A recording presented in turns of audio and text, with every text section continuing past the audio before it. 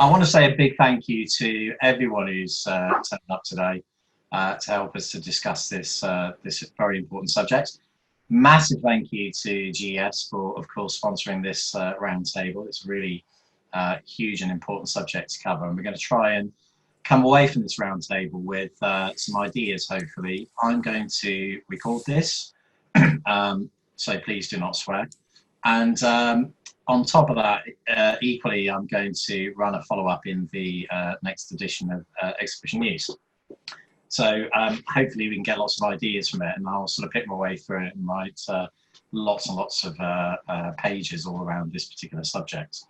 I wanted to kick off by saying that the actual debate itself is all about, we called it a blueprint for event sustainability. What we're interested in doing, of course, is we want to have a look at what steps the industry needs to take.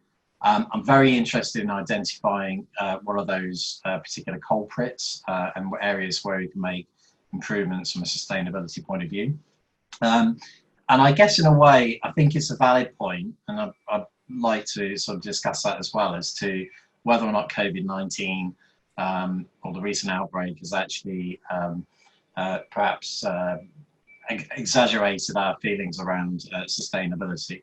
I think to a certain degree, depending on where you live in the country, we've all experienced what lockdown means to the environment around us, and I kind of feel like it's clear, things feel a lot more natural, and we can see a lot more nature coming back, and you're kind of getting a really good feeling of how the planet's responding to lockdown. Equally on top of that, of course, I think there is a shift in attitudes. So we have lots of younger generations coming through that, of course, come from Gen X, and Gen Y and Gen Z, who are asking those questions. They're a little bit more educated around sustainability, and that's the next generation of people that are, of course, going to run our wonderful industry in the future. So I think where I'd like to kick off actually is, where are we now? And I quite fancy asking Jason, are you up for having a pop at this one? I guess what I want to get to the bottom of is, what is the sustainability situation like in the exhibition industry? Okay. I mean, my personal view on this is that we're already a pretty sustainable industry. We use lots of the parts to deliver a show again and again and again. We have a business model, which is essentially a marketplace model that brings lots of people together in one go. I've been a buyer for 20 years before I got into general management, and the amount of air miles and miles, just literally walking miles that I did at seeing suppliers and traveling and stuff. And you could do you could do 6 months worth of work in 4 days at a decent show. When I worked at Sky, NAB and IBC saved me, in terms of, I could do more in those days than it would all year in terms of sourcing and finding people. So I think we're a pretty efficient model anyway. We could get better, but we are pretty good at accelerating business, and that's part of our pitch, isn't it, coming out of COVID. I think apart from, reusing a lot of the stuff we're doing, this COVID crisis for us in particular has made us look at how we rewire the business, and challenge that habitual thinking. I think that's one of our biggest challenges as an industry. We do things, we just repeat, and because a lot of our events are annual, it's so long before the next one that we don't often focus really on solving some of those things right in front of us, and this has allowed us to do that. But I noticed, Kerry, you're on the call. We've worked hard with Informa to get rid of all of our PVC on shows, for example, or everything we print now is on water-based ink on fabric. We recycle all that fabric, even the flooring, which I think is one of the biggest challenges. Single-use flooring, millions of meters of that going down every year, gets recycled. And last year, Jeff and I took it on ourselves, not just to look at the certificates we get from people, but to go and actually look how those certificates are driven out. Because it worries me that you get a certificate and a piece of paper that I show to clients, but if any of those said, right, should we get on a plane to Poland tomorrow and just see how this carpet is recycled?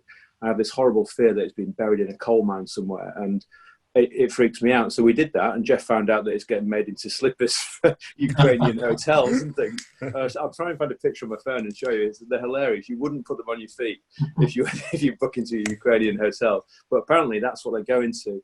and they get chipped and they get remolded into pellets for garden furniture. The scratchy plastics you feel, a lot of that is the exhibition floor carpeting. So there's quite a lot of stuff that's already happening out there. And I think, this is a good opportunity, given that we've all got limited revenues coming in, to just understand how we become more efficient. And efficiency is generally quite green, because you stop doing things or you find better ways of doing it. I think, other things that were challenges for us, transport's still a challenge. It personally hurts me when I see wagons and trailers leave our compounds with a couple of stillages on, because at a show somebody said, can you bung an extra 40 metres of walling up? That I don't like. So we're trying to bundle things together. And I think that bundling option is a discussion that's really relevant with organisers at the minute, as they're trying to drive as much of their show brand value back to them and not let it leak out with third parties on the show floor that they don't have relationships with. So I think that's a piece. I'm really, as a business, I'm not keen on us greenwashing, carbon offsetting. It's an option, but it's really just buying your way out of a problem. And I'm not sure whether that's really authentic and genuine in the way we should be going. And, on a personal level, I think my kids are on me. If I drop a bit of plastic in the wrong bin now, I have to go in that bin and fish it out, and it's whatever's in there. It's not a pleasant experience. So I've been trained by the kids to do the right thing. And it does feel like the right thing to do now. It's like wearing a seatbelt, isn't it? Or going on site without a high vis and boots just feels wrong. Whereas 5-10 years ago, maybe that was okay. Things like I drive a hybrid car now. I love my cars, and 5 years ago I wouldn't have even considered them. And here I am now, poodling around London at 5 miles an hour and on electric. So I think things are moving in that direction. Pardon? Is that a Prius by any chance? It's a Volvo. Oh, okay. I am officially middle-aged now. I drive a Volvo. Don't shame me, Saul. I'm in public. That's embarrassing. Well, I was just worried about somebody hailing you down because they thought you were an English. No, I'm only an Uber in my spare time for the kids. One thing I should have done at the beginning, but what I'd like, when anyone interjects into this debate, and it is an open debate, can you do me a huge favour and introduce yourself? Obviously, what I will do is steer conversations as well during this process. So based on what Jason was talking about, I wouldn't mind bringing Kerry into this mix. So Kerry, you're the ops director at Informa, is that right? Yeah, correct. Okay, and Informa's been doing quite a lot of work. You actually have a sustainability department. Yeah, correct. So I was actually just on Teams with our sustainability team before this, just getting my prep work in order. Yeah, we're very blessed. As Legacy UVM before Informa, we have had a sustainability coordinator as part of the ops team initially, actually, since our first ISO accreditation for an event was in 2013. I found out. So this has been something that's been part and parcel of us delivering events for quite a considerable chunk now, and that's evolved a lot, and particularly now as part of Informa, we've got some pretty big ambitions as a company. We want to, we've just been carbon neutral certified, and we're pushing for waste-free features at our events. As Jason says, we want to be PVC and plastic free at all of our events and that side of things.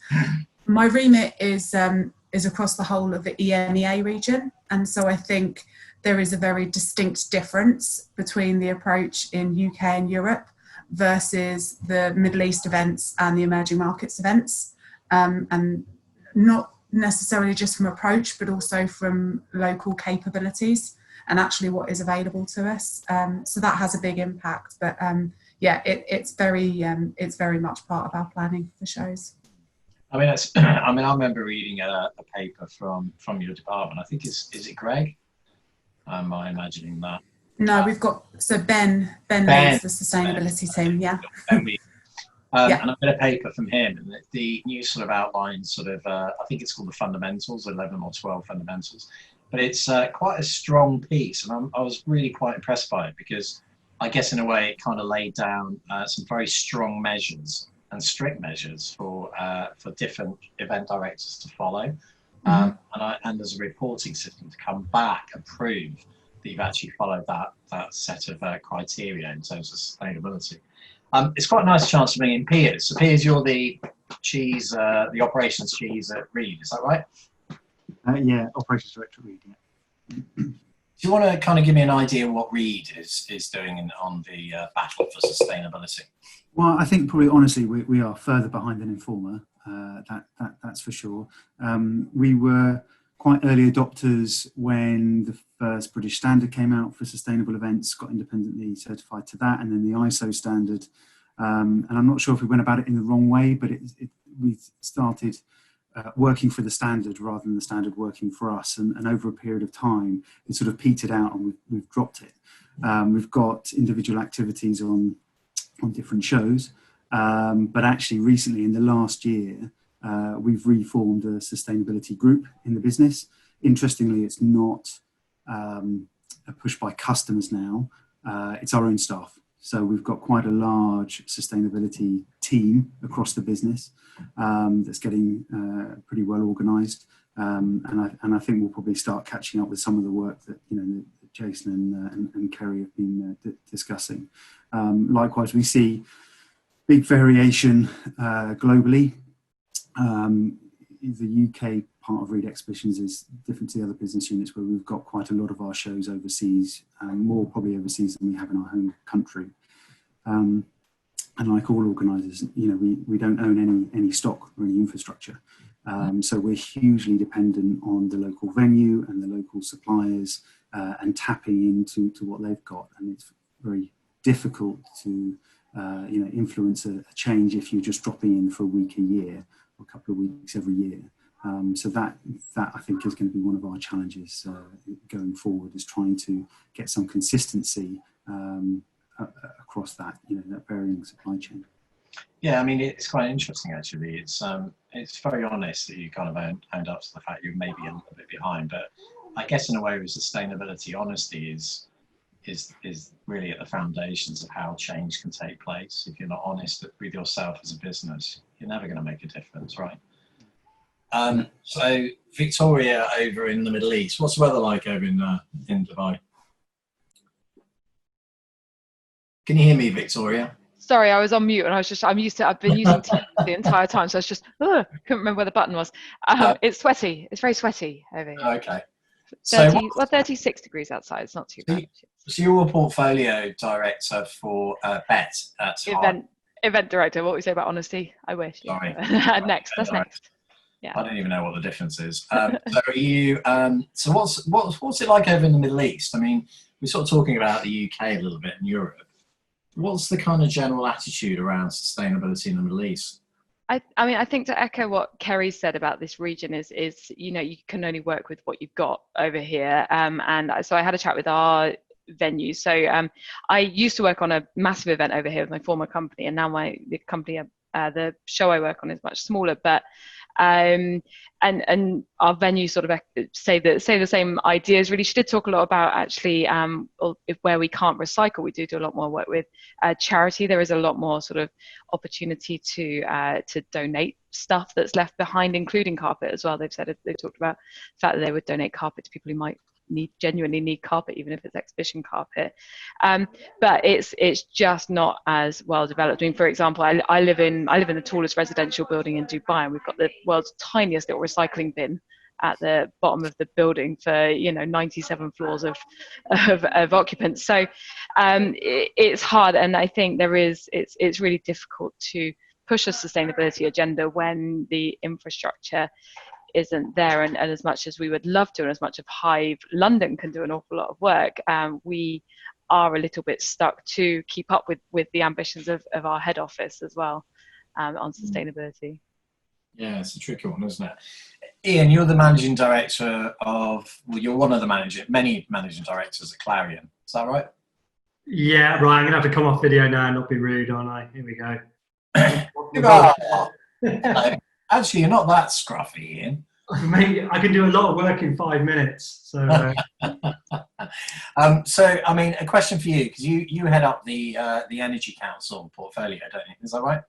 Yeah, so I've got two hats. So I guess on one hand, I head up the largest renewables event in North America, and then guilty as charged, I also run the largest oil and gas conference business globally. So I'm kind of coming at this with two angles. So. So one hand I've transitioned, on the other hand I'm still very much in big oil.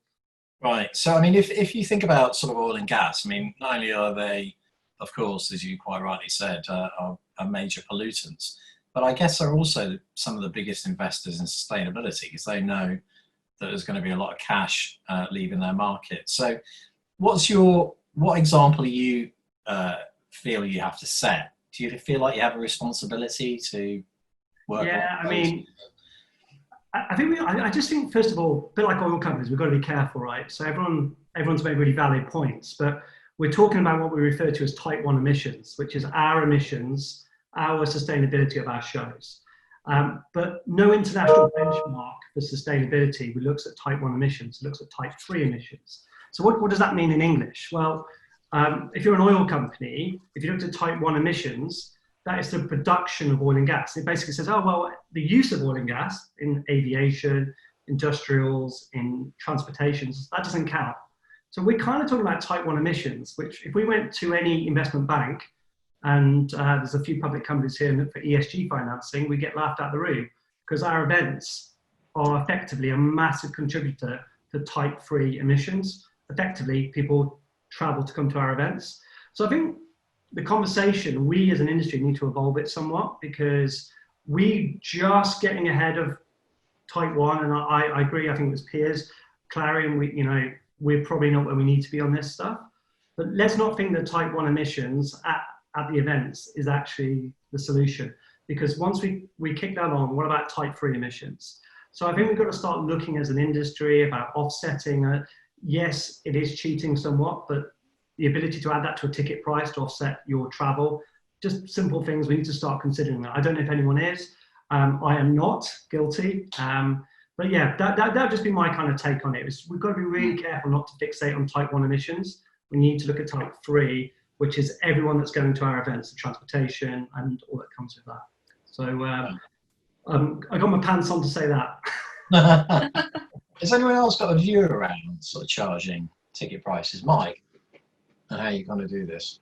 Mike, EMD at Raccoon, yeah? Yeah. So going back to the earlier question, which is what is the state of it at the moment? I don't think we actually know. I think we as an industry are very clever in some areas. And as Jason rightly said, bringing people together for an experience is actually more sustainable than spreading that experience out over a period of time. But actually, when you look at sustainability in the round, we're quite clever in products and we're quite clever in small batches.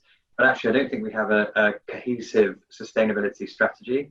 So we've just launched a new outdoor show. Our mission is to make that carbon neutral inside 3 years. And the reason we've done it in 3 years as opposed to 1 is because we want to enter into a properly measured and thought through sustainability strategy that's endemic into our business.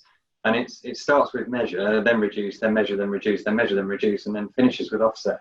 Because I think, and that's where we start talking about insetting, which is where the market is now. And we all know that offsetting is a sticking plaster for your conscience, but actually looking at things like, for example, a lot of people talk about carpet, and Matt's had to put up with me wanging on about carpet for long enough, so he'll know about this. But actually, it's great that carpet is being recycled into playgrounds in Poland. But actually, do you really need that carpet? Is that just an aesthetic product? That should it even be there? And actually, what is the life value of that in terms of what's the carbon impact of that being flown over to another country to be sustainably recycled? So this is where I think we need to, exactly as Ian says, evolve the conversation a little bit longer. And actually, we're spending our money into measuring to start with before we actually try and make moves. I think there are some quick and easy wins that you can do to reduce your impact, and certain materials you can use and things like that. And offsetting for visitors, great. But again, do you want to change that behaviour rather than trying to get everybody to offset their own travel? Do you want to actually encourage them to travel together or travel in different ways instead of offsetting? Because that kind of feels like a sticking plaster for your conscience. So I'll shut up in a minute. But we're going into 5 areas of measuring, and the first is measuring ourselves as a company and everything that we do, because I think you have to account that into the overall contribution of the event, and there's a proportion of that needs to roll in. Then we've got a piece with insetting in our suppliers. Then we've got a piece around exhibitor behaviour, including soup to nuts, so from when they leave through to when they go home, and everything that they order on in between. The same with visitors. And then the final piece is around offsetting. So for us, it's a much bigger project than trying to pick a few green things. Yeah, I mean, that makes sense to me. By the way, if anybody wants to raise a point, you can raise. Do you all know how to raise a hand in the chat? Yeah, or do that. That's absolutely fine if you want to make a point too. So yeah, let's ask Anna. Do you want to introduce yourself, Anna? Yeah, sure. I'm Anna Anson. I'm owner and director of Op Squad. We're a freelance operations and health and safety company. I was actually quite interested right at the beginning. I've just written on my pad that Jason's lovely hybrid car. So I'm probably completely the opposite of you, Jason. I drive a nice 5.5 litre engined car, but my car is as green as yours because my car is nearly 24 years old. So in the time, if you're changing your car every 3 years, the most CO2 that's going to be made is when they're making that car. That's the least sustainable part of the whole process. So however many miles you drive after that, you've already created a problem. And I think this is our problem in the exhibition industry as well. As Mike just said, you know, sending carpet over to Poland to be recycled, is that not just greenwashing a problem? It's making making us all feel better, but actually by the time you've transported that carpet probably comes from Belgium originally, over to the UK, to send it then to Poland to be recycled, not very green, not very sustainable. So I think we need to start looking at other options. You know, at the moment, a lot of us run events where we've got overseas exhibitors, but more than that, we've got a lot of overseas contractors. And I think one of the things we could be looking at is why we've got so many overseas contractors. Wouldn't we be better off trying to promote local contractors for local events? You know, so plenty of exhibition stand builders around Birmingham or around London, but we're bringing in people from all over the world to come and build stands. You know, there has to be a way of promoting local talent and local people, and that also then supports local jobs and all the rest of it. So it's sort of self-fulfilling prophecy. And the other thing I think was mentioned already was the donations of things like excess food, carpet, whatever, to local charities. That's something we do all the time, particularly on shows like the Algae and Free From show. And it's a much greener way of cleaning up after an event. I think one of the best and probably most amazing examples of that I've seen is being in the hall 8 o'clock on breakdown evening, got to be out by 10. I come across a bookshelf, look at it, it's brand new, really nice looking. It's got a note on the top, this will be collected by 9 o'clock. Well, that's a bit strange. About 20 minutes later, a guy turns up in the lift at Olympia, says to me, I bought a set of bookshelves on eBay and I've come to collect them. Wow. Can't get more sustainable than that. I just, you know, he walked in as well. He'd only lived around the corner, so he'd walked in to collect them. So I think looking at new ways and different ways we can to manage waste and that kind of thing is a really good option. So Jeff, do you want to chip in? Can you just what you do again? Yeah. Hi all. I want to come back to Anna, but Jeff Lee, I'm head of operations for GES, and I do agree with you, Anna, regarding the carbon footprint of sending carpet over to Poland. And when we look at our subcontractors and where that carpet is going to go, and I say carpet, but I'm talking about all floor coverings now, we look at the whole process and what that carpet then turns into. And if I split it down into the way I split it down, for floor covering, for laminate, it's very difficult to take laminate onto another process. It's very limited. But what we found was actually there are charities, local charities, that laminate can go to. We incorporate and we worked alongside a local charity that takes that laminate and puts it into local housing, whether it is ex-military housing, charity housing. So that's where laminate goes. We then looked at vinyl, and vinyl's quite apt at this moment in time with COVID, because we thought that actually we can see vinyl requirements being increased rather than normal floor coverings. So we looked at how that worked and actually worked with our supplier to ensure that the end product actually gets chipped into other plastics that then gets molded into other products. So fully sustainable 360 process. one of the difficult parts was actually the recycling of carpet and the type of mix that goes into that carpet. One of the areas we found very difficult was the high oil cord carpet that we use quite a lot of. And we couldn't find anywhere in the UK that can actually cycle that through, even though we're engaging with our supplier to build a recyclable system into the UK.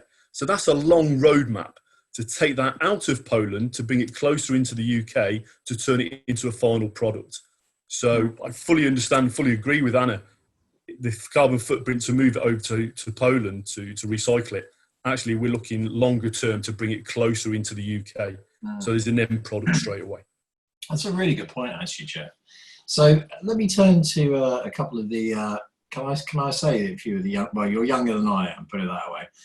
Kim, do you want to give us an idea of what's happening out there, with people's, younger people's sort of view on this?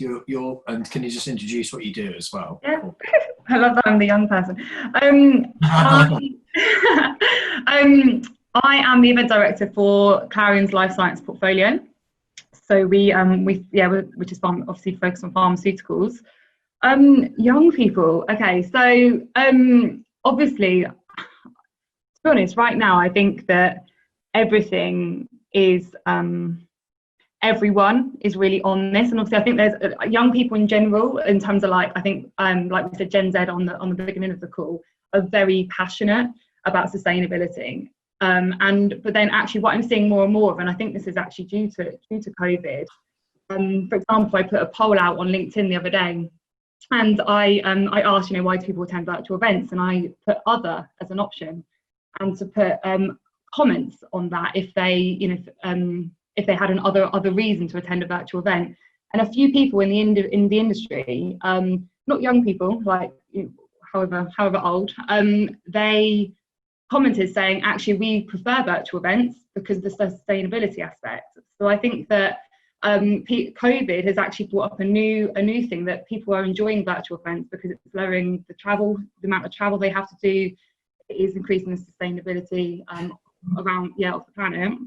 And actually, I think it's opening everyone's eyes to that we could be greener, even people that wasn't passionate about it before. And it's the first time that we've been asked about sustainability of our events as well. So, and that has happened because of COVID, and because people are starting to look at things in a different way, because of the low amount of travel and all the good news that's coming out from the environment. So, yeah, it's a good point, actually. I mean, perhaps that's another subject or another debate altogether around virtual events. And obviously we are seeing an explosion in those areas. But of course, there is that value of face-to-face exhibitions. And, I think probably the majority of people would agree that there's room in the market for both, and that digital transformation has certainly taken place quite quickly. Tabitha, have you got a view on sort of how things have evolved as a result of COVID-19? Do you feel as though attitudes have shifted towards sustainability? Yeah, I think it's definitely something that we're going to have to adapt with. The mention of virtual events, looking at the sustainability development goals that we use in our templates with different shows. Some of them won't be relevant for virtual events anymore, so we'll have to look at how they can strengthen the other goals and make sure that they're doing the best they can with the ones that are no longer relevant for what they're doing. I think also there's a lot of worry about how coronavirus will potentially take backward steps with sustainability work in terms of catering utensils and different elements. So we're going to have to really pay attention to what those areas are, and then how we make sure that the ones we are still able to meet, we're really meeting them well. Yeah, that's a good point. Going on the point that Mike mentioned earlier around, he talked about sort of, or hinted at, responsibility in those areas. Whose job is it? I'm going to ask this to Miriam. Whose job is it, Miriam, whose responsibility is it to lead on this? think that's almost one of the biggest sticking points. Is it's a very easy subject to say, oh well, that's so and so's problem, or that's the contractor's problem, that's the venue's problem, that's the organiser's problem. It's one of these sort of hot potatoes that everyone will happily throw to someone else. It's a collective responsibility. We're the ones putting on the events, taking them to the venue. The venues are the ones with the capacity to be able to do it. The contractors are the ones with the products and the build elements and all that sort of stuff. So it's very much, I think, something that needs to work together for everyone. I was quite sort of enthused to see in Esther's update that one of the 5 sort of working groups coming out of the government was actually how to recover the economy, but in a green and sustainable way. And I actually think that Corona is with an awful lot of different aspects, is just allowing us to sort of throw out the rule book and start again. And actually, you know, we always say, oh well, if we'd started from zero, we'd be in this position now. Well, I kind of feel to a certain extent that we've got that that ability to do that now, and that everyone just needs to sit down and sort of almost start again and look at it with a fresh pair of eyes, because we've got so many other elements we need to bring in. Like Tabs was saying, you know, we are now going to have an awful lot more disposable. You can't go to the coffee shop with your coffee cup, which means also hopefully you'll stop getting crap coffee cups at all the events, which then creates, as Anna sort of pointed out, another problem. Everyone thinks they're being sustainable, giving you a refillable coffee cup. Well, I for one have about 20 of these refillable coffee cups in my cupboard. So I think it's sort of, let's start again and look at this fresh and see what we can do sort of time. Jason, have you got a view on how we can sort of lead and move this forward? Jason, are you still with us? Hello? Can you hear us, Jason? I am sorry. I'm trying to. Yeah. I'm using an iPad instead of my laptop, and I don't really know how it works, for honest. Sorry, your question was, how do we lead? How do we lead us? Yeah. How do we make this change? Who leads on this? Well, I think Miriam, said, it's all our responsibility, and it is. And if we don't do anything, then we're going to get taxed into it. But essentially, aren't we? The government are going to, tax us down that road. I mean, in the US, we're looking at our warehousing locations, and there's going to be a lot of hauling stuff into California from Phoenix. And it sounds great until you look at the proposed laws from California on haulage, and suddenly it becomes a really bad idea. So you've got to think about what the government are going to do if we don't do it. I think it's just good common sense to do a lot of it. I think, we need to put aside it. We'll always find a reason for driving. I drive a hybrid, Anna, because of the tax. It seems to be quite a confessional group today. So, I didn't like paying a big company car tax. Hybrid works for me like that. You like a 5-litre V8. And I think that we'll always have a reason why we choose a certain preference. But I think ultimately it just comes down to good business sense. If we are going to live in the mess we create, and our kids are, and there is good reasons to do the right thing. And I think just like, whether it's working at height or, some of the stuff that we would have pushed back on in the past that's just now normal, I think we have to get over ourselves a little bit and say, is this the right thing to do, hand on heart? And is it breaking some of that habitual thinking that we've had for a long time? And the more we do it, the cheaper it gets and the more natural it becomes. So, is it actually cheaper? Does it work out cheaper to? Well, not now. It doesn't, no, because it's a scale thing, isn't it? But if it was just about economies of scale, then we'd all still be rooted in oil, wouldn't we? Look at solar panels; they're now very affordable, but they weren't 20 years ago. So, and I think, sorry, Mike, you want to come in here, don't you? Take yourself off mute. I was going to come in, but then I saw that Miriam was coming, and I thought I've said enough. Oh, so sorry, Miriam. You first. So I'm doing your job here. Come on. Yeah, well, I'll just sort of let you go. I'm no good at it. I'll bugger off and leave you to it. Go on, Mike. What do you want to say?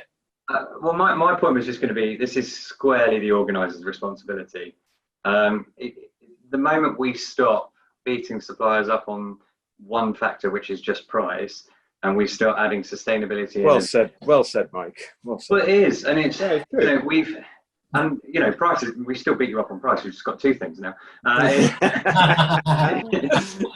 Just from my side, we now have a rule with every tender document that goes out that we have to ask about sustainability at the same time as we're asking about price, and we have to weigh each both with equal importance.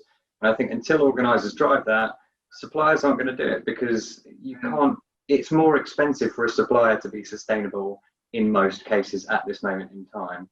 But it is actually beneficial for an organiser to deliver a sustainable event, because we know that buyers are more likely to spend or more willing to spend more money for a more sustainable product when you can guarantee it's sustainable. So in my space, consumers are willing to pay up to about 30% more for a sustainable product, which is the figures that are out there. I'll paraphrase that slightly. So actually the organiser has to see the commercial value in it and then has to feed that down the chain, otherwise it just won't happen. You also have the ability to tax, don't you, and do it in reverse as an organiser. You know, you can incentivise or reverse incentivise that shift. Yeah, it makes sense. Miriam, do you have a view on that? I was going to say, so I work with an awful lot of smaller organisers who, quite frankly, I can't get them to pay an extra 5p per square metre to get the car. You know, they're still stuck on the price from 1980 of £2 per square metre, and now pulled at adding a little bit more.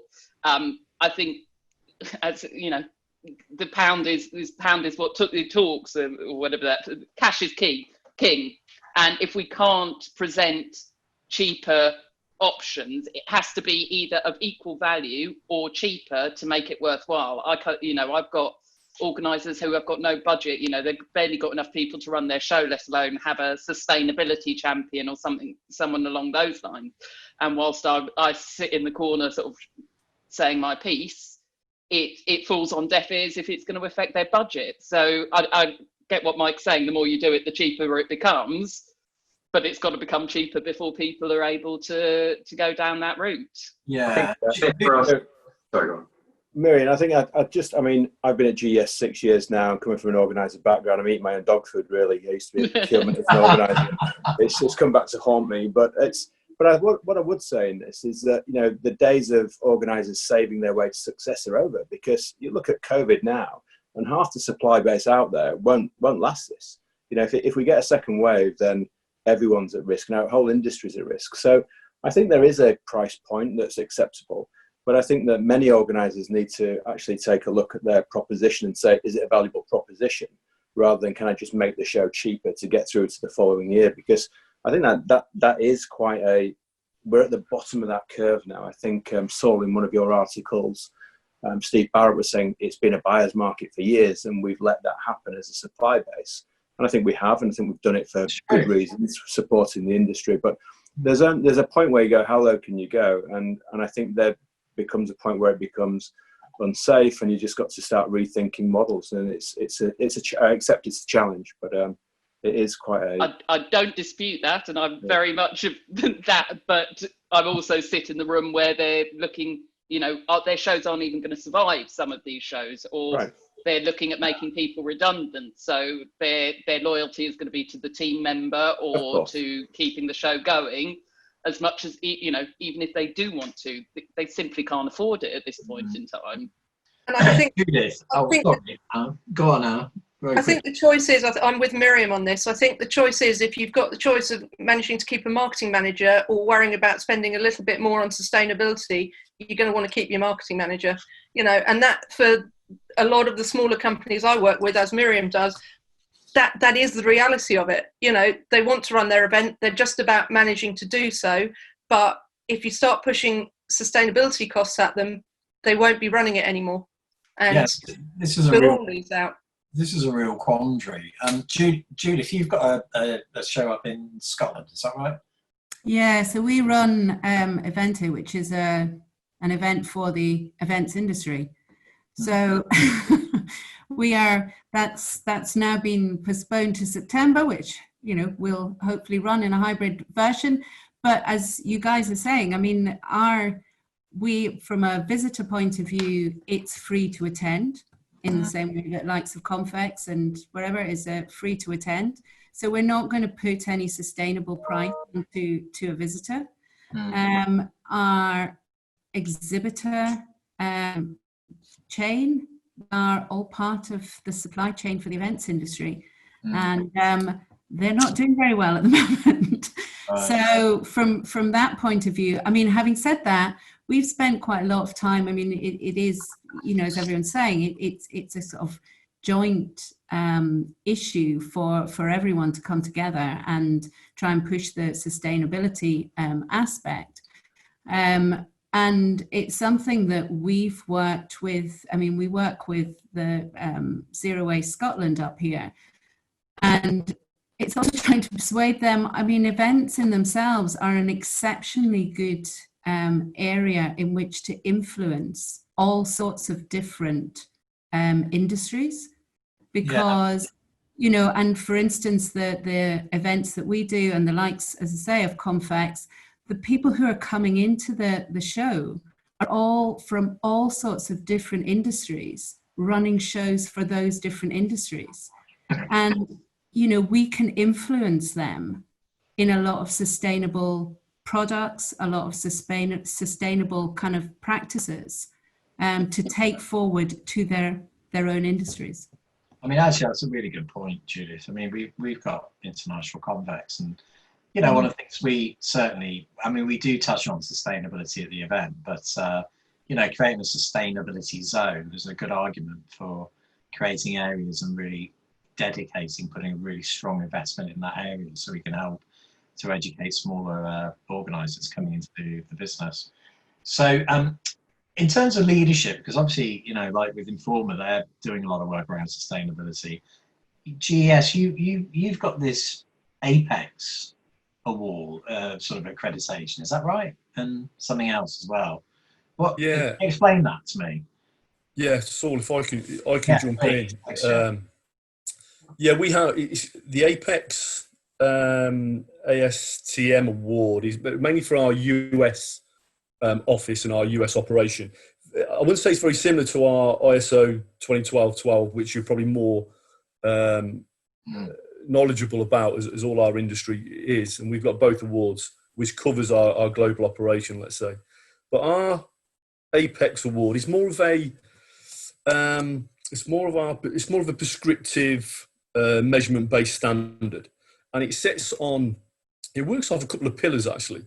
And I'll try and remember these, and I'm not the subject matter expert, but I'll try and remember them. So you have 9 independent standards, and each pertain to a particular part of an event. So if you can imagine, it's the food and beverage area, it's the meeting venue, on-site office, transportation, etc., etc. And there's 9 areas, and each in turn, this gets divided into, I want to say, it's 8 environmental impacts. So how is that impacted on from an environmental perspective? And it looks at like waste or energy, procurement. And so if for an example, for one of my LOBs, if you were to take transportation, you then work through basically a pathway, a journey of your footprint. For transportation, how does it affect with energy, procurement, and the environmental policy? So it breaks it down into those certain areas, and you work with your suppliers through this journey and say, how can you impact? So in comparison to the ISO that we all work very closely with, this is more of a collaborative sort of approach, the Apex way. And in the US model, it works very well. And speaking to my counterpart in America, they use it fundamentally as a base to their events, as we do for our ISO. Right. I think you're one of the only companies to have both an ISO and an Apex. Is that right?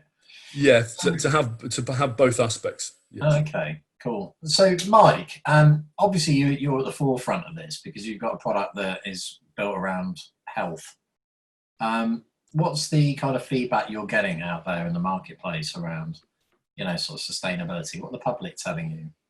It's a must-have now. And what I was going to say earlier, going to your earlier point, is we've got to stop looking at this as a race to the bottom. This is a commercial opportunity, straight up commercial opportunity. Buyers are willing to spend more for a sustainable solution, and actually organisers need to take note of that, because then if you raise the water level, everybody floats higher, and then you can be willing to pay down. So don't start with the price. But the consumer feedback has been that because we've launched the National Outdoor Expo, consumers wanted an event that supported the environment in which the activity took place. So you can't have an event that doesn't put sustainability front and centre. supposed to love the outdoors. And as soon, we've made quite big commitments about what we're going to do in 3 years, and I think it works. I mean, we've done 8,200 tickets now, and we launched it last Thursday, and it's not till March. So that tells me that event is hitting all of the right boxes for the right people in the right way. And because we've been careful about what we've said and how we've said it, we've been quite open and said, actually, we're not going to be carbon neutral now. We could be carbon neutral tomorrow. I just plant a shed load of trees and it would be fine. But we've actually talked about, and we've got a sustainability journey which we've published on the website, and we've got steps that we're going to take, and it's broken into, we have quarterly meetings with Matt, and we've got 4 people in the team that get together and go through it, quarterly reviews with annual targets, and then a 3-year journey. So I don't know, do you want to add anything to that, Matt? Or I was just going to say, I mean, sorry, I work with Mike at Raccoon, but I also, like Anna and Miriam, I run a outsourced ops company as well, and it's interesting because, you know, the trying to get some of our smaller clients, like Miriam and Anna said, to do stuff is really difficult, because the work that we've put in at Raccoon to look at it, and the time it's taken. And actually, you know, the last couple of months I've had a bit more time, so that is, you know, one thing that's been beneficial. But it does take a lot of time, and we've gone around very long routes to come back to this. Something like the shell scheme, for example. Mike was adamant that shell scheme was bad. It was bad for the environment. It was, you know, it was killing trees, and, you know, we didn't want it. We've gone right the way around, and it's, you know, and we've come back to the conclusion that, realistically speaking, it's not that bad, and we probably are doing something quite right there. Carpet, on the other hand, is potentially bad. But I was very much, and I was resisting it and going down the route of recycle it. It's not that bad. And if you're tying it back to what you're talking about, how, you know, with COVID coming along and how that's influencing decisions, actually, when you start looking at budgets, and we are all going to be tight, my thinking has changed on the carpet. Partly, I've been won over on the discussion about it's not great to just recycle it for the sake of it, but also it will save a bucket load of money. But not all of that money, and we've kind of looked at the budget and what we're saving on carpet. We've actually put some of that money aside to then look at other parts of the show where we need to go sustainable. So it's almost paying for itself. I'm still not convinced it's what it's going to look like, and we've got to find a solution to that works. And we're not there yet, but it's using a stepping stone to put something back into the show to then try and find a solution to the next problem we come across. And I think we were looking, you know, the first thing was going to be, we were going to be a carbon neutral show year one. And as you look into it, it's, as a smaller operation, you just don't have the time to do all that and it's going back to who's responsible. I think we're going to be engaging with the exhibitors and trying to bring them on board. You know that somebody will turn up with vinyl the first year. We're going to try and stop it. They'll have it and they'll be using it, and they'll be arguing, well, we've already got it, so we might as well use it, which is fine for year one. But by year 2 or year 3, we want to be trying to say, right, you've done it. Now you've got to get rid of it responsibly, bring it back on. But it's an education process. And I think, whereas, you know, if you work for a larger organizer and you have the ability, and I'm not going to say the luxury, but the ability to put a team together who can work on it, there'll be some learnings there. And I think, like those learnings, really, we need to be sharing those amongst the industry. And something like, you know, the e-guide is one of those things that actually, you know, your Reeds and your Clarions work to it, and they understand it, they know what it is. If you're working for, you know, Fred in his shed who's doing one show a year, and he's trying to explain something to him why he should be working a certain way, they just look at you as if you're stupid. Then you pull out this official piece of paper with e-guide on it, guide to best practice, and they go, oh yeah, that's a good idea. I think ultimately something like that, it's not a prescriptive guide, but something that's best practice that we can use with our small lives. They're like, don't do this. If you do that, it's better. And they don't feel like then, because I also get a feeling at the moment, there's a feeling that the venues are driving it. And if using Olympia as an example, just because that was the last place I was at, you know, if you've got stuff left behind, the charges they bung through on that are punitive. For a reason, they want to stop people doing it. We get that as organisers, but the exhibitors don't. So you've got to, and it's pushing all this message out to all of our partners, whether it's the contractors, the exhibitors, and the visitors to a degree as well. Ian, you wanted to make a point earlier. Do you want to chip in? Well, I'm going to become the most hated person on the call, so I'm just going to give some facts just to throw it amongst the pigeons. Only 2% of institutional investors, that's pension funds, insurance, put their money into renewables, because despite the consumer buzz in the media about energy, reality is that people actually want returns. We talked about young people, but actually young people's number one motivation when leaving university is travel, and they have no preference between air travel, local travel. So there's a contradiction there. Just like I could draw some comparison with some analysis of people that believe in collective responsibility and Extinction Rebellion, and the same people that break law, where there's been a lot of studies on that. So I think we just got to be careful not to get caught up in our own hype sandwich around some of this stuff. I'm throwing it out there. This is not Clarion's views, but the last thing I was going to say is the ninth, because I know you are recording, the ninth biggest decision-making process of any major corporate is sustainability. There are 8 things that come before that. So a lot of the talk in the renewable industry right now, again, I have 2 hats. In the renewable industry right now, is that COVID, in fact, has put sustainability on the back burner, because actually right now it's about job retention, it's about low costs, it's about ensuring a V-shaped recovery. And unfortunately and candidly, and certainly not in Asia and North America, sustainability is anywhere near the top 5. And it comes out 9th on the list. So I'm just going to throw it into the mix, not because it's necessarily my own personal views, and Mike and his children go to the same school as mine, so he'll kill me on the school run if I disagree with him too much. But I'm just throwing it out there, just to, let's just be careful not to get caught up in a lot of hype. I saw somebody mention Michael Moore's documentary. It's quite interesting, to say the least, about some of the findings there, which, if you work in the industry, are not too uncommon. So things like biomass and what that contributes to carbon footprints. So I'm just going to throw it out there just for some debate, not necessarily because it's my views, but those are facts, and everyone's entitled to their own opinions, but those are facts. Okay. Judith? Just following up from what you're saying about where sustainability is sitting with a lot of companies, following conversation I've had with Zero Waste Scotland since COVID, they have said exactly the same, and particularly within the hospitality industry, that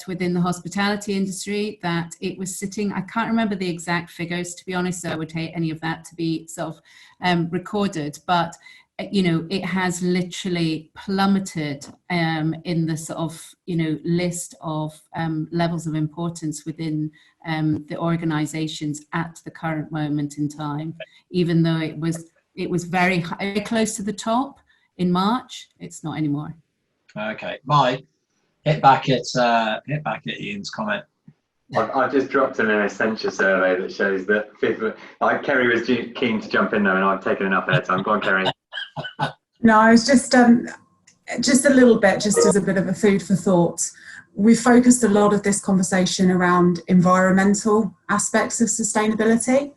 What we haven't spoken a lot about is the social side of things. And I think, to just contradict the point about people not having it as high on their agenda, the last few conversations that I've had with ops working groups, some smaller contractors and things like that, has been very much about well-being, welfare, community. Is the community still going to be there? How's that going to work?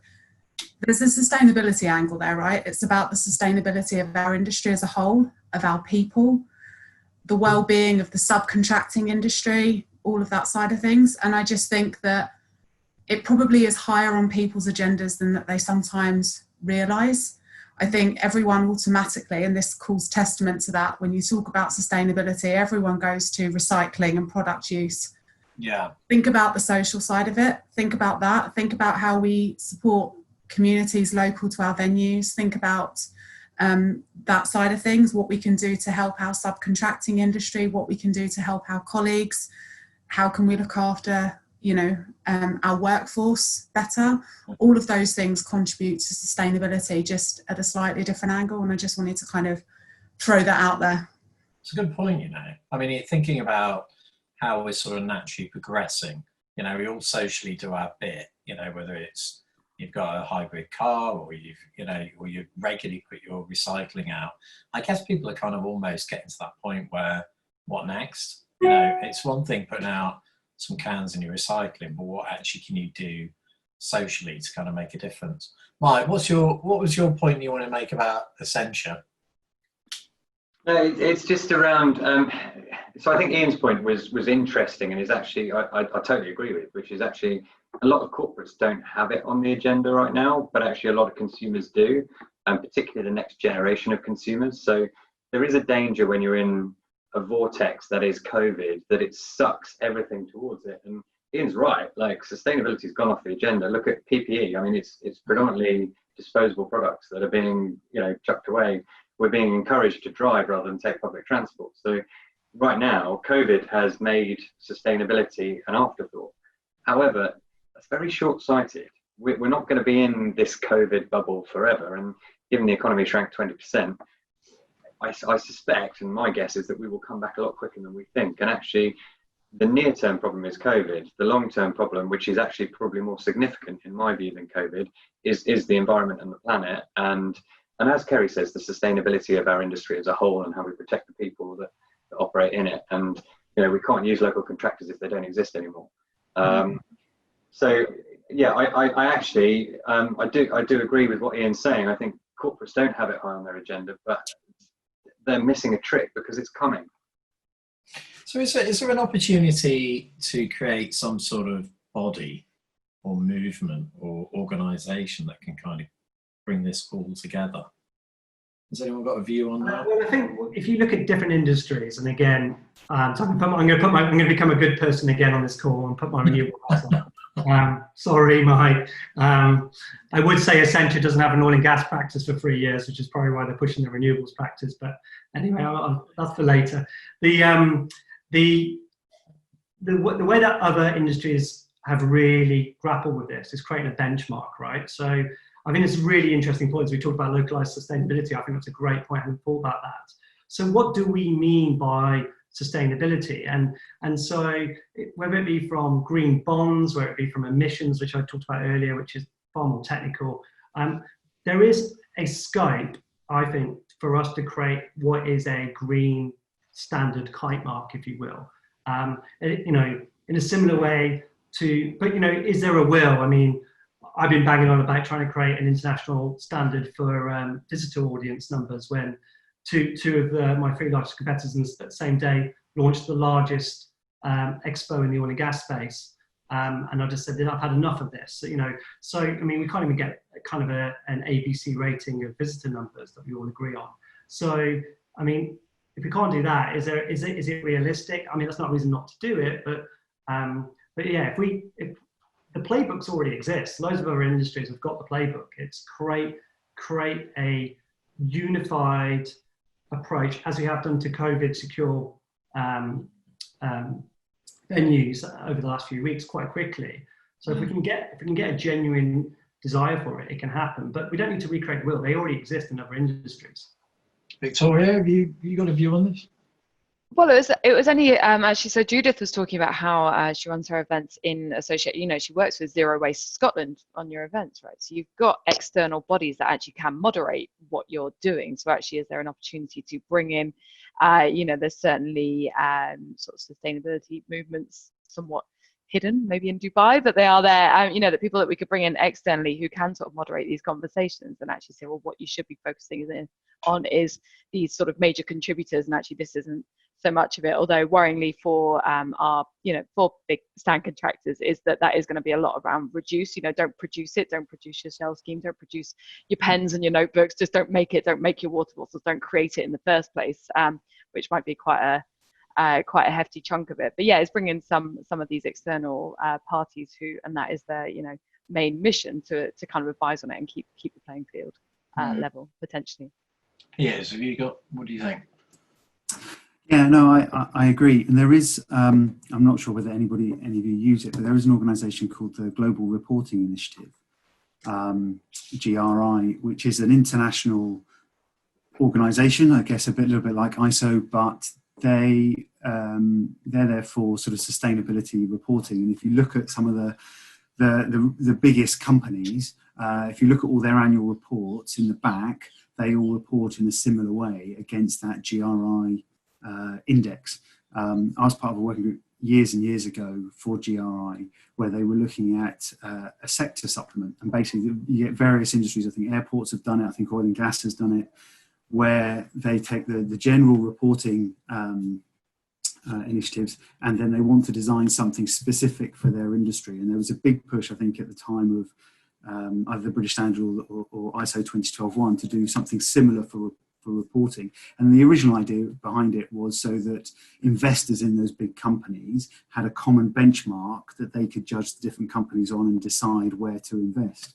And we produced an event management sector supplement for our industry. I think it's a bit out of date now, but that's the sort of thing that could get resurrected, because then at least you've got the reporting and the different businesses, whether you're a contractor or you're a venue or you're an organizer, you can choose the indicators that you want to report against. And then depending on what you want to report publicly, so because you're making a public statement, then that drives all the other activity to get to that end result. I know RELX, our parent group, all of their annual report, they use the GRI reporting. It's quite a common framework, but it's mostly for the big company. Some of the work has been done. So that could be really interesting, because that sort of information I absolutely happily publish. And, the more I can find out about reports or ideas. I mean, when I first arrived as editor, the thing I noticed in our industry is that, there's a lot of companies out there to make a few quid out of sustainability. And I was sort of sitting, trying to work out, well, how do we get some sort of assessment structure or something in place? And admittedly, I was quite naive, and I was trying to look for, ideas and ways to do that. So any information that, we can get and you can feed into EN, the better, really. Mike, have you got a view on that in terms of organisations? Do you fancy volunteering as head of the Sustainability Forum? I'm certainly not qualified for that, but I've got a big gob. I think from my side, I think the main thing is sharing best practice. And actually, the guys over Nalan from IMEX, they've done a lot of work on their exhibitor accreditation process. And we had a chat to them because we knew that we had a shared objective, and they shared all the stuff that they've been doing. We've shared all the stuff that we've been doing. And I do think stuff like this actually really helps, because you can all share objectives and approaches, and then it's going to be up to individual organisers to adopt it. But I see this as seatbelt technology. It's like when Volvo discovered the seatbelt, they gave everybody else the technology. They didn't want to use it as a competitive advantage because they understood it was important for the development of the industry to share that. So anybody who finds a way or comes up with something new, you have a duty to share it with the industry and through places like this. Sorry, yeah. Kerry always seems to be waiting for me because I'm wanging on. Sorry. All right, fine. Back at UVM again. No, I was just going to say that also we recently, I'm not sure if everyone's familiar with the Events Industry Council. They have got a sustainability working group there, and they've just created a sustainable event standard, which is something that's quite new as well. And that's based off of a series of criteria that they've created that events can score themselves against. So this is quite new. So obviously ISO is traditionally, it's more of a management system. So it's kind of gives you a focus of how you run the event all the way through planning, on site, etc. This is more of a how you would then subsequently score your event against a common set of criteria. So all events would be scoring themselves against the criteria. So yeah, it's something that Informer's very newly involved in, and I get the feeling that it's quite a new thing, but it might be worth, again, exploring and having those conversations. It's it's a big working group with lots of different people involved in that. So who's behind the Event Industry Council? Is it one of the associations? Yeah, I believe and I think it's a mix. So this is where our group sustainability function have led the way there, as opposed to sort of me coming at it from an operational perspective. But it certainly would be worth, again, I can get you some contacts, that's no problem, but it might be worth looking at it. Okay, well, I'll get in contact with Ben, and I'm sure he'll be able to point me in the right direction. Yeah, so absolutely. I'm seeing other messages coming through. Piers, what's that you've just posted in our chat room? Sorry, that was just a link to is that the global organisation. Okay, good. And the sector supplement is a bit out of date, just in case anybody. Oh, okay. So, I mean, I guess in a way, what are the kind of key, I mean, for everyone, I mean, what are the key things that we should take away from this, and how, because of course EN has a responsibility to publish this information and make sure that we do it in a really sort of clear format. Are there any sort of big tips that you think, you know, we should take away from this meeting today? Any key learnings? Ian, do you want to have a go at that? Well, look, I'm just going to go back to my original point because it's the only good point I think I made. So the reality is we're starting on this journey, and at the moment the conversation has to start somewhere. But let's not forget this type 3 emission piece, because once we get over the fact that our events are more sustainable, I think people are already on this call doing some great work already in that arena. The conversation is going to move on. It'll start with consumer shows, as it already is for people like Mike, and certainly our consumer division, which is our enthusiast division, sees that already. We just got to be really acutely aware that fundamentally our shows, through travel, through energy usage, or directly and indirectly, we're massive emitters, and we've got to wake up to that. But I will reiterate, help is in hand. People are already tackling this issue. The aviation industry has been tackling it for 5-10 years. So we don't need to recreate the wheel. There's some really good stuff. And as someone once said to me, research is great, but plagiarism is quicker. Let's just go and take some good ideas from elsewhere and plug them into our world. Yeah, that makes sense. What about you, Miriam? You got any sort of clear messages for people as to what, or organisers as to what they should be doing? I think until it becomes as cheap, or I fully support it, everything, and it's something I do personally in my own life, but until we have cheap or equivalent pricing, and I know I can feel Mike's eyes on me right here, it's simply not going to be an option when people, I believe now is the time to look at it, but whilst we're still struggling to keep our shows and our people and keep it sustainable in that form, I don't see how we can start looking at the other things. What about you, Jeff? Have you got any views on this? Yeah, what I will say is I think transparency is key, pre-show and post-show. What I'm seeing more so over the last couple of years is post-show analysis all the way through all our LOBs regarding how sustainable, what we've been put in through the show, where's that lead on to. Certain clients will come to us as a matter of course and ask for that report, others don't. So we will send it automatically just so they can see the full carbon footprint of their show. So we try and be as transparent as possible. And we can learn from that as well. We have internal meetings to say, what can we do differently? And I think transparency through this is really key. I don't know how many of you work with, I know I'm going to carbon footprint, but the SECR report that most big organisations have to report now, that is a report that has to be filed with your financial reports at the end of the year. And that's a good report to look back at an internal process on how you are offsetting and what are you working to be carbon neutral. Have Reed got a plan around this? What's?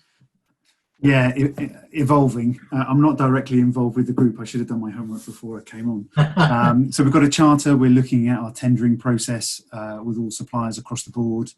We're gathering together all the various sort of disparate activity that has been happening across the business. We haven't just joined it up as a corporate effort, and we're linking everything back to what RELX is doing as our parent group, because they're all over it with, to a certain extent, we're a bit the outlier in the group, so we're trying to get more in line with them. I guess the only thing about what to do going forward, the only other thing that I would say is generally people don't like being told what to do, and there was some good research I read a little while ago about nudging people into the right decisions, and through all the decision points in what we're doing as an organizer, or what venues do, or what our customers, visitors and exhibitors do, how can we create choices for them that nudge them in the right direction, because people will naturally then take, you can almost design a path for them. And picking up on Mike's point about, if you give them the choice to pay more for a more sustainable option, well, it doesn't matter so much that it has to be cheaper if people will choose it. And Jason's point about, well, I have to drive a lot for work, and I've got a hybrid car because my company car tax is a lot lower. I've got an electric car because company car tax is a lot lower. Those are sort of policy decisions that somebody has put in to nudge your behaviour and get people, picking a more sustainable choice. And it may not be reducing the cost in some areas. It might be putting up costs in others. The reason we recycle more now as a country is because landfill taxes went up years ago, and again, it nudged people into those new behaviours. So we should look at all the decision points with all of our customers and how can we create that same process, that same nudging. Yeah, it's a good point, actually, around gentle sort of nudging. Tabitha, you had your hand up. What did you want to say?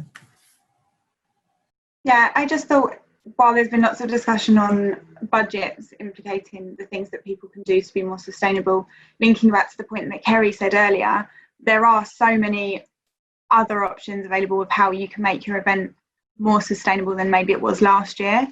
And I think going forward, obviously people will be looking at the areas that they can spend and can't spend on, but we also need to be sharing with our organisers the things that they can be doing, as simple as looking at the menus on their catering and seeing what's in season in the local areas. If your show's international, do you know the food banks that you can use in those areas as well? And not just limiting it to the things that will cost money. There are a lot of things that you can do, even in terms of the speaker programs that you are using.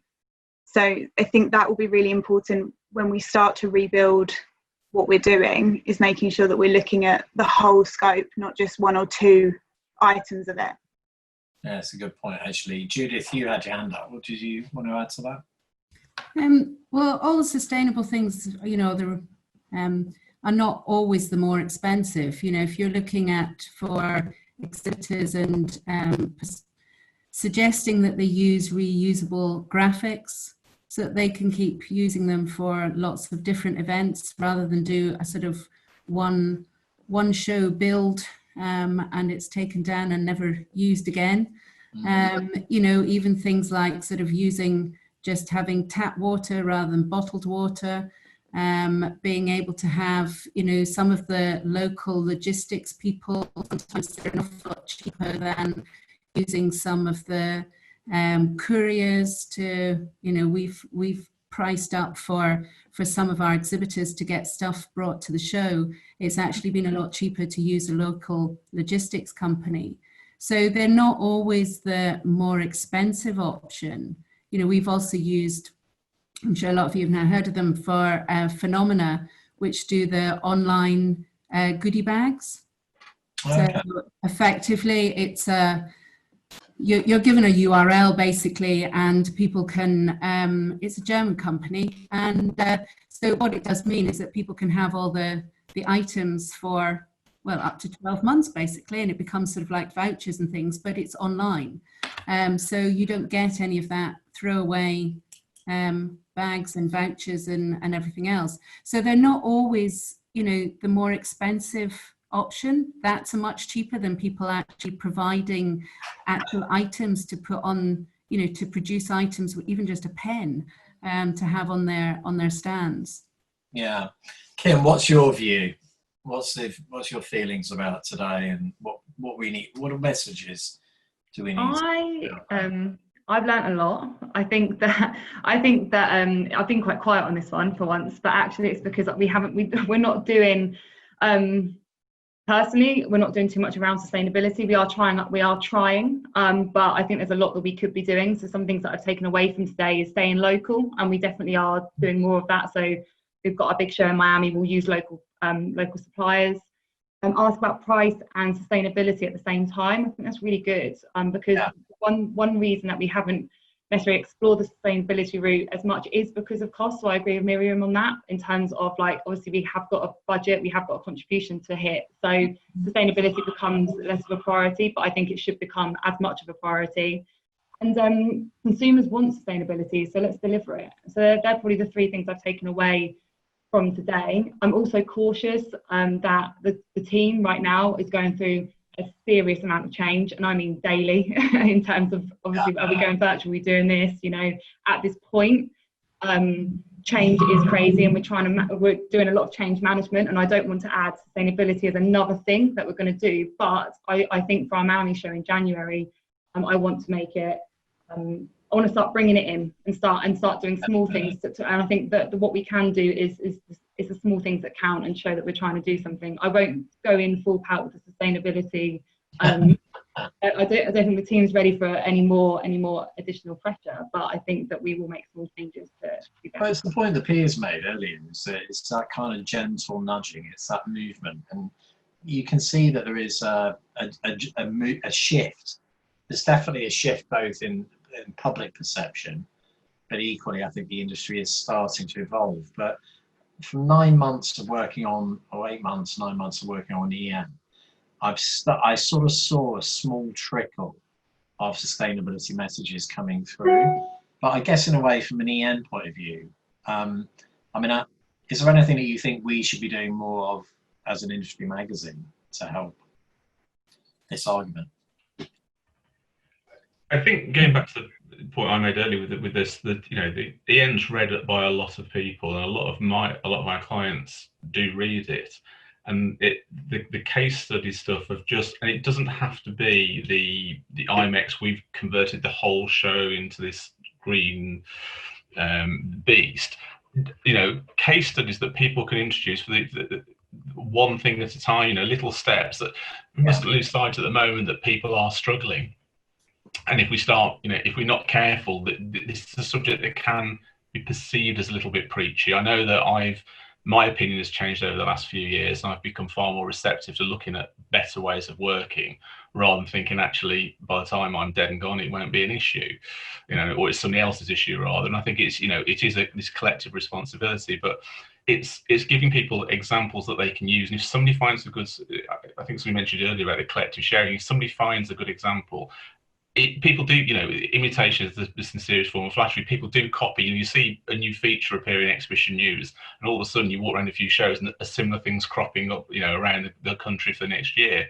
It doesn't have to be massively visible, but something like that will certainly help because it's for me. I'm interested in getting. I know that the Reeds and the Clarions Informs will get there. But we've got to try and they will lead. We, as particularly the ops people, we've got to drag people along with us or bring them along with us. I think if we start dragging, we probably run the risk of alienating them. And it's just sharing that example of because people always ask me, what are your other clients doing? Well, most of my other clients are small organisers. They're doing the same as you, putting their head in the sands and waiting for somebody to push them along the way. Yeah. So, that kind of, good news stories, good examples that we can take out to our clients and say, guys, have you thought about this? It's not going to cost you more money. It's not going to kill your business. Actually, it might do some good, and it might have some positive benefits for the show as well. Jason, have you got a view on what we need to be doing more of? In answer to your question of Exhibition News doing more of, I think you could potentially help us as being a lightning rod for the industry. I think one of the challenges here is what we're trying to achieve. There's so multifaceted in terms of, are we trying to recycle everything? Are we trying to use less? Are we trying to hit a price point? Are we trying to source better? Is it an economic thing or a social thing? There's just so many different angles to this. You could, Matthew just made the point, you could just get lost in it. It's, and if you can help us break that down or achieve common ground, I think that would be really helpful. And I think then it's about tipping points, isn't it? I can't remember who wrote it now, but that book's been out for decades, I think, but it's a great book it's on my shelf somewhere. I must dig it out. But that nudging till you get to that tipping point, and then it'll cascade over and we'll all have to do it. So we may as well try and engage in it as we go. And I think really to Anna Miriam and Matthew's point, I do appreciate, there are the smaller organisers will have a price point they can't go beyond, but I think that becomes incumbent on bigger suppliers and organisers like us and Reed and Kerry and Informa to lead it and democratise it a little bit so that it does become more affordable and shareable. I think Ian's got a role. I'm just not quite sure how you land it. Well, I mean, I guess in a way, one of the things we can do is take, Matt, that's a good point about case studies. I can break it down by sector and look at, individual parts of our industry and give examples of how people are excelling in certain areas or lessons that they've learned. But equally, at the same time, I think I can make quite a clear pledge now, and that anyone who feeds me anything that is an example of great sustainability, I'll publish it. Which does give us a good starting point, I guess, from an editorial point of view, because at least people are reading about other businesses that are doing amazing things, and hopefully they'll aspire to that. Victoria, last point, I think probably. Sorry, yeah, I just realised that might have been your closing comments, so I'll hand back to you after this. I was only thinking about what might be interesting as well is to work out what are the biggest contributors for the events industry. So I know I'm being slightly facetious when I'm talking about running a vegan event or something like this, but is it the food? Is it the carpet? Is it the pens? Is it the travel? Is it what is it that is it? And make that list of the top 3, because we can all commit to not producing pens or to using less carpet or whatever we want to do. But actually, it'd be really, I don't know how you'll find that information out, but get some kind of audit on what's actually the what is the most damaging from the events industry would be useful to know, so that you're attacking kind of the biggest contributors, I guess. Can anyone help me with that? Kerry, do you know what all the culprits are? I don't know what all the culprits are. I think what a massive focus for us at the moment is around the space-only stand builds.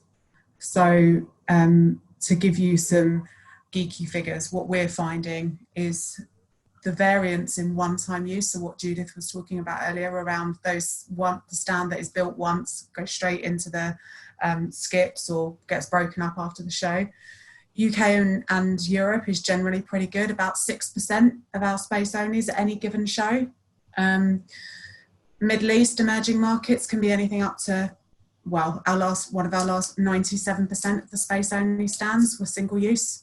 Wow. So if you think about that in terms of not just the build, but you think about the furniture, to Anna's point earlier, the floor coverings, the light fittings, the giveaway products, the cost of getting people there, the cheap labour coming from wherever the cheap labour comes from, depending on what region you're in, the quality of staff and the quality and the conditions that labour are working under, all of those things.